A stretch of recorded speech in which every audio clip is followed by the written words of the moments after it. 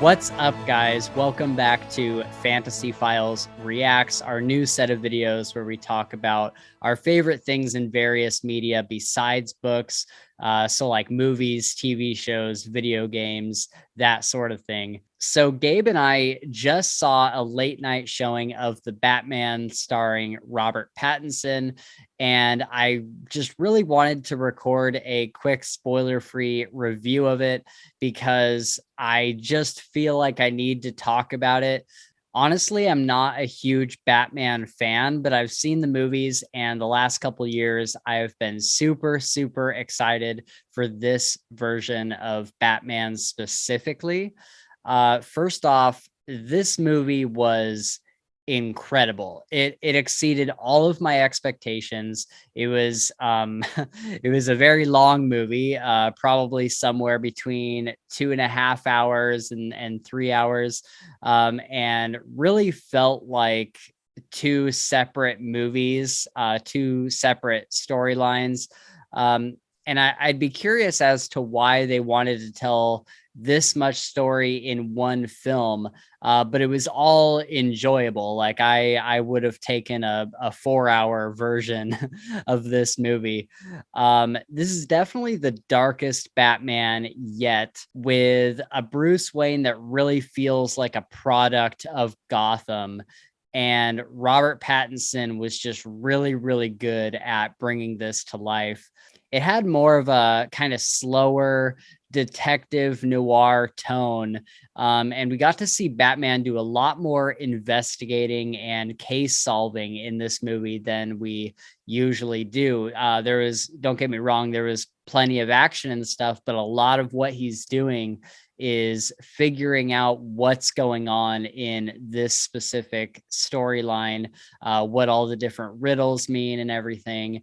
So there's kind of two storylines that intermingle, with the Riddler teasing Batman with a huge body count, trying to take down the corrupt elite in Gotham, and kind of stringing Batman along from one crime scene to the next, and from one body to the next.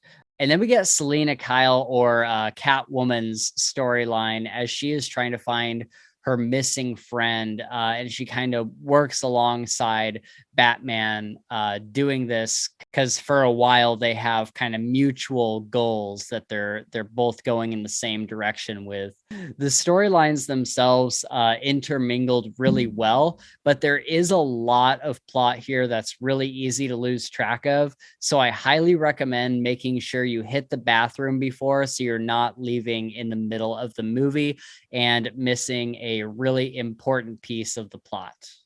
The action was out of this world, by far the most brutal and violent Batman we've seen yet. The big chase scene in the middle of the movie was one of the coolest chase scenes I've seen in a long time. It was one of the best parts of the movie, and the Batmobile itself was so awesome. So this isn't Batman's usual high-tech Batmobile. He's essentially rigged up a Dodge Charger with a ton of like nitrous and a bunch of other stuff. And it kind of sets the tone for the rest of his tech in this movie, because it all seems kind of low grade when compared to previous movies and iterations. But I actually like that a lot because it makes it seem a lot more grounded and genuine. It feels like it's in more of a realistic Gotham, like something that would be in our time period, as opposed to like these, very high tech things that would be somewhere way in the future or whatever. Robert Pattinson is probably my favorite Batman so far. I think he brings a really broken and kind of fanatical feel to Batman. This isn't a Bruce Wayne who cares about making public appearances at galas or anything. This is like a dark, unhinged, recluse Bruce Wayne, who only wants to punish bad guys and try to save the city if he can. I also think that Robert Pattinson brought the perfect voice to Batman, not the almost annoyingly super deep, gravelly voice that we get from The Dark Knight, but more of an honest, deep voice with a bit of rasp to it.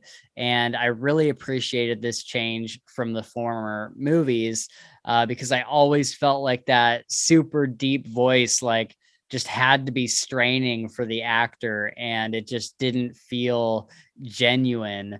But this feels like Robert Pattinson's voice, but just in a deeper kind of more gravelly way.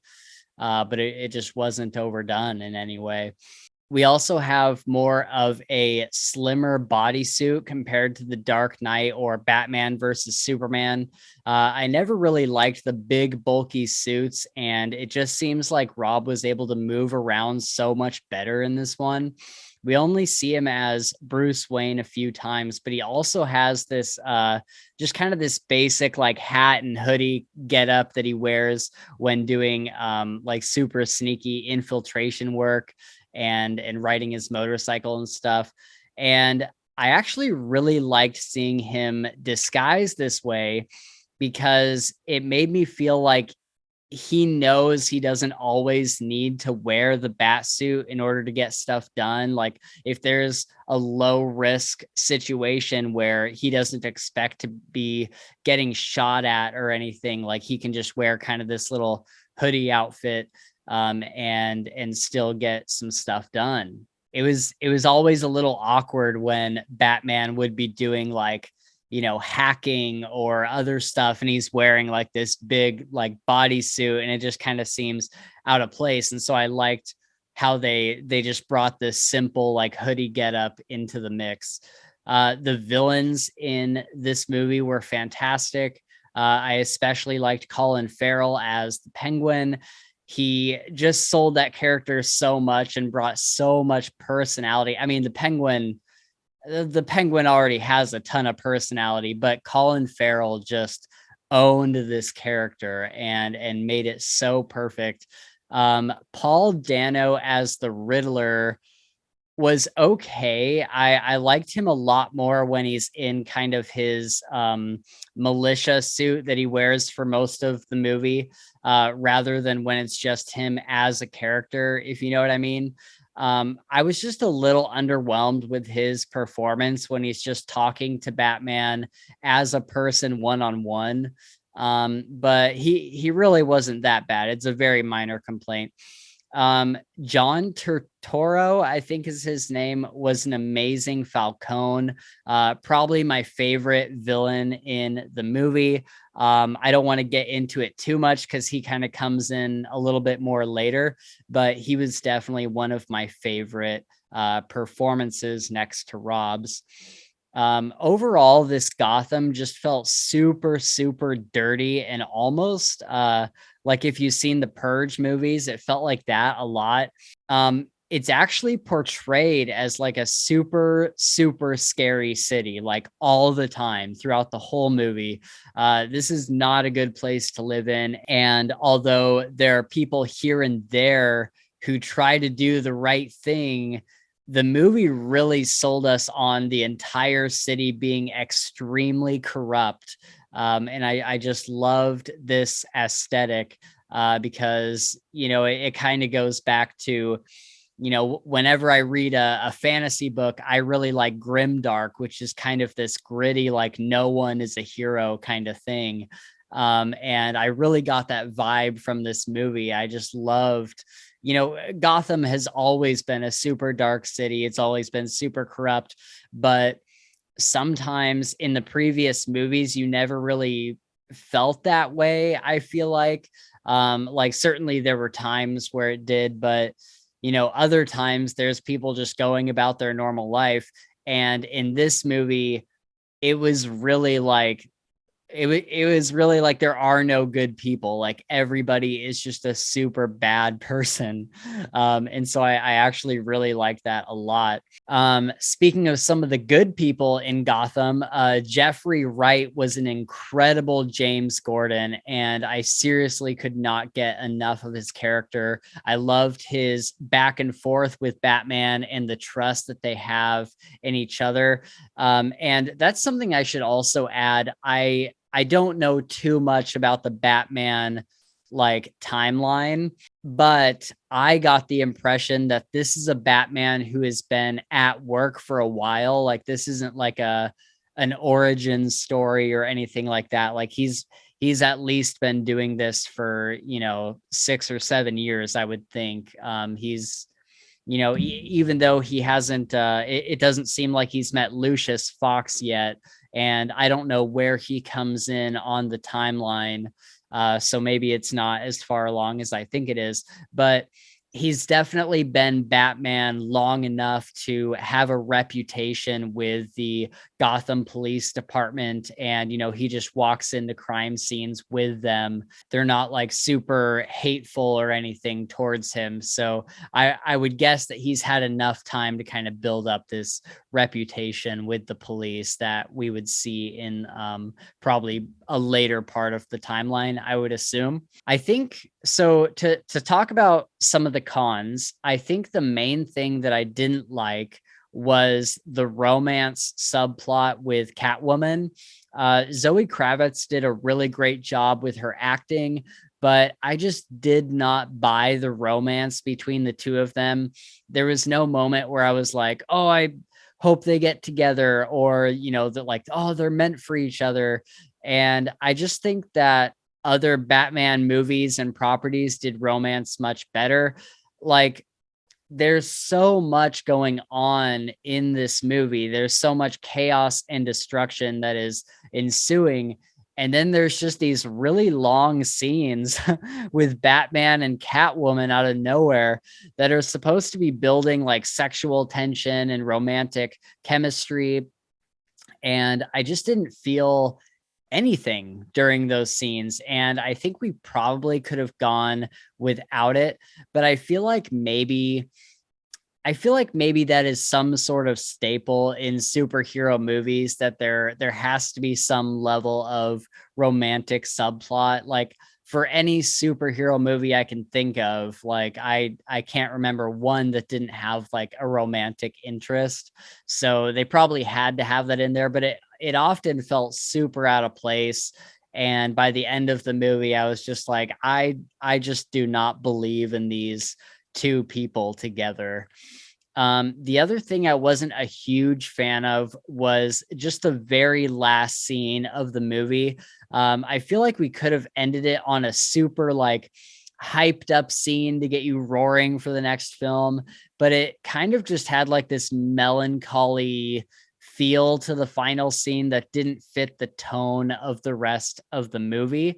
And so like I said, I feel like we could have left the theater all like hyped up for the next movie. And I am like, I'm excited for the next movie, of course, but the final scene didn't do anything to help that. I kind of left the theater like, yeah, I even looked over at Gabe and I'm like, I think there could have been a better way to end the movie. And the way the overall plot ended was fantastic. I really liked the way the main story came to an end, but just kind of that closing scene, I think Gabe and I were kind of like, that's an odd choice. Also, by the way, there's no end credit scene. So don't sit there for like 20 minutes like we did waiting for some final scene that is teasing the next movie. Yeah. Overall, I think this is my favorite Batman movie so far. I of course really liked The Dark Knight and all that, but this one, like, I don't know. I'm literally itching to go see it a second time. And if any of my friends want to, I'll happily go.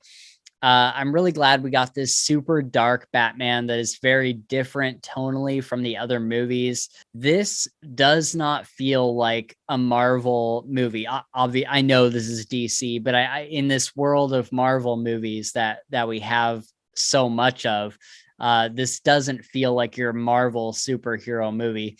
It really feels like something completely new for superhero movies, much like what the Joker did. And I'm really hoping this turns into a new trend in this genre, because I think superhero movies have needed to get shaken up for a long time now. And this movie, it's just so it breaks the genre so much in the best way.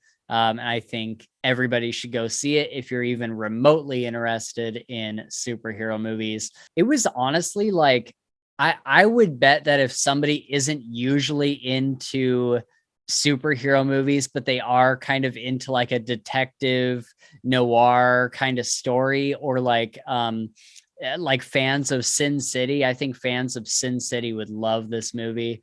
I very much got those vibes from it. And yeah, anyway, you guys should go see it. If you're watching this review, I'm sure you're already interested in the Batman. It's probably one of the most hyped movies right now. So you're going to have a great time. All right. Well, thank you all so much for watching. If you're wondering what's next for Fantasy Files Reacts, Gabe and I have a reaction to the finale of Euphoria coming up in a few days. And we're going to go see Spider-Man No Way Home this week, so we might do a reaction to that. And I'm currently playing through Horizon Forbidden West, so I will do a review of that whenever I get closer to the end of the game and can give a more nuanced opinion of what I think of it, although I am enjoying it a lot so far. I also just finished Sword Art Online, the anime, if anybody's interested. So I'm considering doing a very big reacts video for that. If you guys would like, let me know down in the comments if anime is something you would like us to cover on the channel, because Gabe is really, really into anime, and he's recently gotten me watching more and more. So if you guys would like to see us do videos on anime, just let us know.